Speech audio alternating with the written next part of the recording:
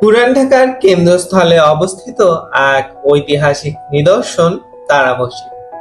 স্থাপত্যশৈলী, ইতিহাস এবং সংস্কৃতির এক অনন্য মেলবন্ধন এই মসজিদ, যা আজও দর্শনার্থীদের মুগ্ধ করে।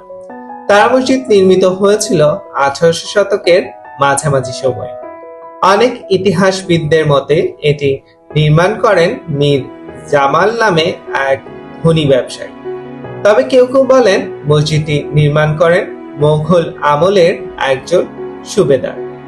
মসজিদের সবচেয়ে বিশেষ দিক হলো এর বাহারি মোজাইক টাইলস, যা মূলত চীনের সিরামিক টাইলস।